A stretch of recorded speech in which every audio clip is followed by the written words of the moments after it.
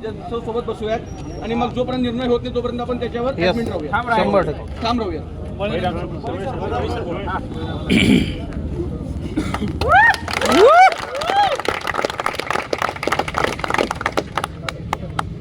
मित्रांनो, गेल्या 2-3 महिन्यापासून जो हा लढा चालू आहे तसा तर 6 महिने याला ॲग्रीचा आपण डिसेंबरपासून जागेची ज्यावेळेसपासून याड आली त्यावेळेसपासून आपण बोलत होतो की सर्व संवर्गाच्या 33 संवर्गाच्या जागा आल्या पाहिजे.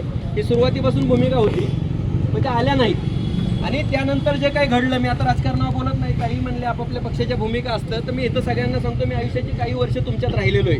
मी आधी तुमचा, मग चळवळीचा, मग पक्षाचा, मग राहिला तो घरचा. त्यामुळं पक्षाच्या चपला बाहेर काढून इथं बोलत असताना मला तुम्हाला प्रामुख्याने सांगायचं आहे, 11 जुलैला एक ट्विट आलं. आठवतंय का 11 जुलैचं ट्विट? त्या ट्विटला मला टॅग करून कमीत कमी 3000 ट्विट आहेत माझ्याकडं 11 जुलैच्या टॅगला. त्यावेळेस असं सांगण्यात आलं की फाईल कृषीतनं वित्तला गेली, वित्तला आम्ही सूचना दिल्या, ती गॅड कडून आयोगाकडे जाईल. तारीख होती 11 जुलै.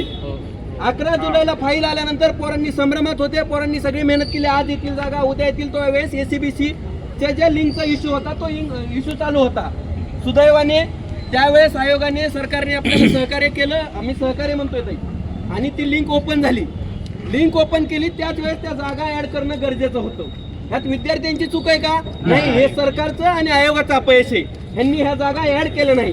त्याच्यानंतर समजलं की जागा नाहीतच, जागा नव्हत्याच वित्तला, जागा गॅडकडे आल्याच नव्हत्या.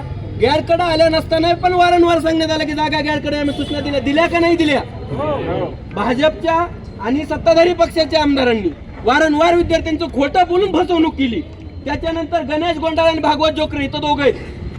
ह्या गणेशनी, ह्या भागवतनी मेहनत केली, मंत्रालयात जाऊन डेस्कवरनं फाईल उचलली, ह्या डेस्कवरनं त्या डेस्कवर, त्या डेस्कवर. गणेशचा सारखा फोन येतो, सर इथं फाईल आहे, इथं बोललं पाहिजे, तिथं फाईल आहे, बोललं पाहिजे. अरे पोरांची थोडी काम आहेत, हे विद्यार्थ्यांची थोडी जबाबदारी फाईल पास करून घेणं. तरी पण ती फाईल वित्तला नेली. वित्तला अर्थमंत्री अजितदादा आहेत, अजितदादांना बोलण्यात आलं. अजितदादा काल परवा कसं म्हणले की आयोग स्वायत्त आहे, म्हणले की नाही म्हणले? मग तुमचा विभाग स्वायत्त आहे, तुम्ही का नाही फाईल काढली? तिथं कशाला गणेश लागतो? त्या गणेशनी ती फाईल दिली. त्यानंतर सचिवांनी मला सांगितलं, मी सचिवांशी बोललो, तिथून फाईल निघली की नाही गणेश? त्याच्यानंतर गॅडकडे आली. अपंगाच्या आरक्षणासाठी फाईल तुम्ही 2 दिवस थांबवता. तर यानंतर फाईल आयोगाला गेली. धनंजय मुंडे साहेबांनी 16 तारखेला सांगितलं, 16च आपल्याला कळलं, हा 16 संध्याकाळी की मेलच्या माध्यमातून फाईल गेली. कालच्या पत्रावर तारीख किती होती? 19. फसवणूक आहे का काय?